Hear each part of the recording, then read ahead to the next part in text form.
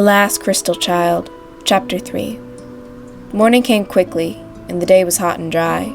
Clint, Lance, and Kai went out to scout the area before we left, while me and Tessa were left back at the shack. Tessa went to the back of the shack. A Jeep-like vehicle was there. She began to work on it. I had to take cover as she threw quite a few different items while she worked. Right before we left, I took one last look at the shack before I hopped into the Jeep. To this day, I still remember it clearly.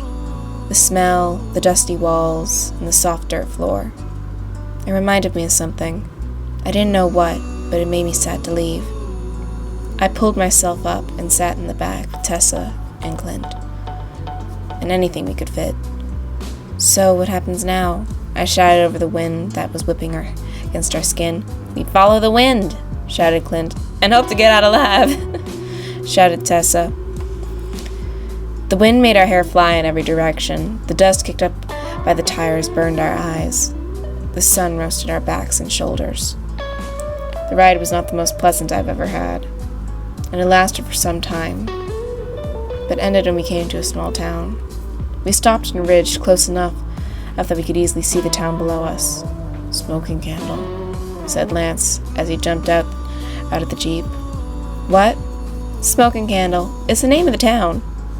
It's also the main trade center in a 300-mile radius," explained Tessa. "Bet we could get a fine price of the tech that Sleeping Beauty's bed was made out of," suggested Les. "Should we really sell what we have of it? We won't be coming across anything like that anytime soon," said Clint.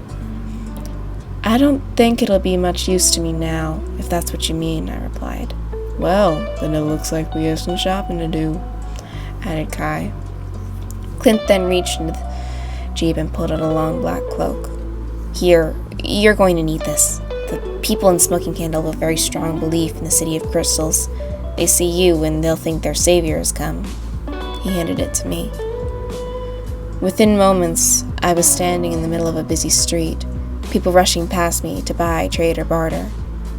The crowd in the street made me uncomfortable.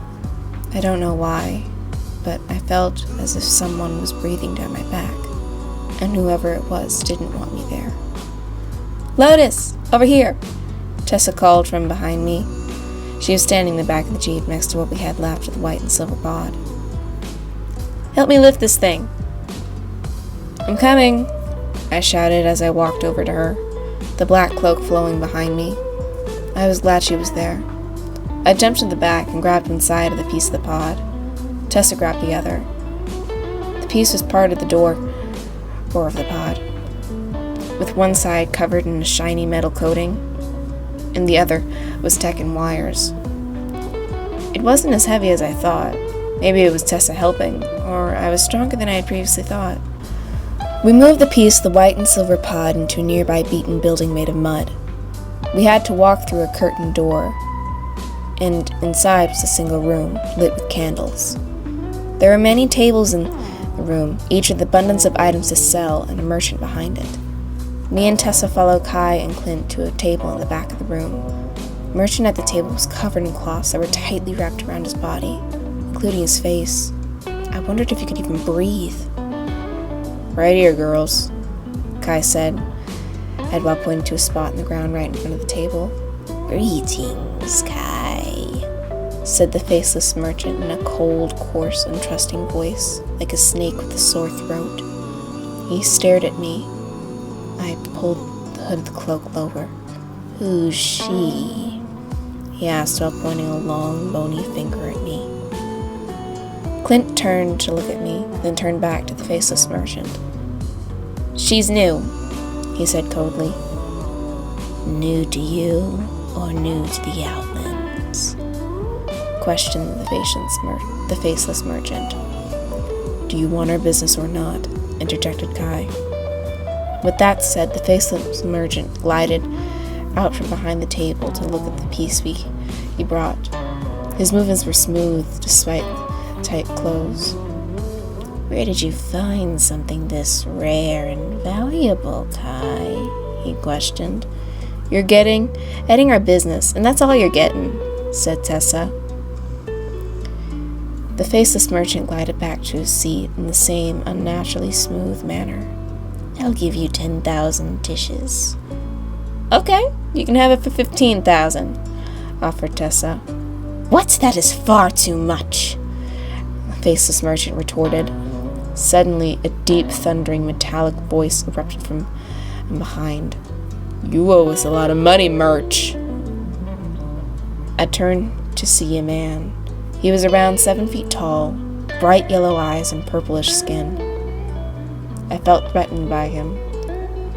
He started to pull a gun from his coat. I saw red. I ran over, grabbed his wrist, forced it up, causing him to drop his gun. He started to shout at me to stop as I had broken his wrist, but I didn't notice. I twisted his arm into his chest and pushed him to the ground. Some of the others he was with tried to take me down. One came at my right, swinging a knife. I quickly ducked and kicked his legs out from under him. The next came at my left with a fist. I blocked the punch, then grabbed his shoulders and swung my knee into his head, knocking him out. The final one tried pulling a gun on me, but he was slow to pull the trigger, making it easy to duck under his line of shot, kick the gun out of his hands, and knock him onto the ground. The rest of them ran away in fear. 15,000! I'll take 15,000! shouted the faceless merchant. I guess word spread quickly around the town of Smoking Candle. We didn't have any other problems for the rest of the day. People actually seemed scared of me. I should have stayed with the others at the Jeep, but my curiosity got the best of me.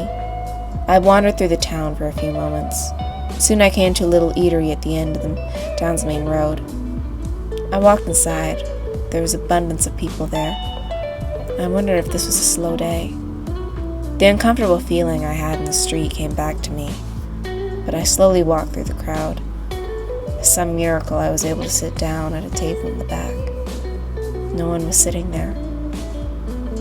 Suddenly, the sound of gunshots and screams of terror filled the room. The crowd was rushing in every direction. There were even some jumping out the windows. I don't know why I didn't run like all the others. Gunshots sounded again, but this time I saw who it came from. It was a young man. He couldn't have been much older than I was. He had frazzled blonde hair and was wearing tattered clothes. But the thing that alarmed me the most about him was the massive amount of explosives strapped to his chest. "Okay, I need all of cash you all have on you," he talked with a slur to his voice. He blocked the door with a table, but at this point the only people left was me, a young couple, and their child, a young boy. The blonde man clearly wasn't in his right mind. He seemed dazed, like he was an empty shell. Suddenly, the young boy made a bolt for the door. He nearly made it over the table, blocking it, but the blonde man grabbed him by the collar of his shirt. "No, no, no, little one. You can't pass without paying the toll." He then laughed like this was some sick game. Now I had to step in. How could this man endanger this young life? Willingly. I left the table I had ducked under. "Let him go," I said calmly. "What did you say?" he said, turning towards me. He seemed to be swaying slightly. "I said let the boy go. He doesn't have what you want. You don't have to do this." "And do you have what I want?" I didn't have an answer, but I saw the fear in the boy's eyes and stood my ground. "That's what I thought. You don't have any cash. But this little one here is a money ticket. His mommy and daddy will pay anything to get him back." He began to laugh. "You're sick," I said. "Maybe, but I will be rich." "Listen, you are either going to let him go or I'm going to take him from you." "Is that a threat, little girl?" "Because I have enough explosives on me to take out this entire building. If you take one step towards me, I'm going to blow this joint." I couldn't tell if he was joking or not, but I couldn't waste any more time. The situation was becoming more unstable by the second. I moved towards him cautiously. He raised his hand with the detonator. I didn't have any time left. I lunged for the boy, grabbing him by his shoulders, pulling him away from the man's grasp. Then I raised my leg to snap kick the on man's face, but I missed. His thumb hit the detonator. A sharp pitch beeping followed. I tried to duck me and the boy under behind a turned table, but the boy jerked away from my grip as I was falling towards the ground. There was a deafening sound of the explosion. Chapter 4. The ringing in my ears was all I heard when I opened my eyes. I saw the floor covered in rubble, and the dust was heavy in the air. I slowly raised myself off of the ground. The pain of all the cuts that wrapped around my body made it ache. The sound slowly came back to me. Someone was screaming. I turned to find the young couple trying to pull a large boulder off the boy. I ran towards them, easily forgetting my own wounds. Grabbing the side of the boulder, I managed to roll it off of the boy. He had a deep wound going across his chest. It was bloody, bright red, and seemed to be pulsing. His eyes were shut, and without intervention, he would die. His mother was slumped over him, wailing. I got down on my knees, wanting to help, but I didn't know how. Suddenly, my pendant began to glow. I took it off and stared into the gem. It was bright, welcoming, and gave me hope. I immediately knew what to do. I touched the gem to the boy's wound. Within moments, little sparks appeared around the boy. They circled his wound, and then they quickly vanished. His wound was gone. He woke up with a start, his parents cradling him, tears of joy rolling down their faces. Then they bowed their heads and thanked me. The uncomfortable feeling came over me once again. I heard murmurs and whispers behind me. I turned to find people staring at me. My hood had fallen. I suddenly felt dizzy, and fear shot up my spine. I pulled the hood over my head and ran. I ran as fast as I could, but until I got to an alley a few stores away. My body went numb. I collapsed. Lying on the ground, I felt cold and nauseous. The world around me started to morph. Colors shifted to their opposites, and objects began to melt. My heart pounded throughout my body. I tried to calm myself. I was starting to panic.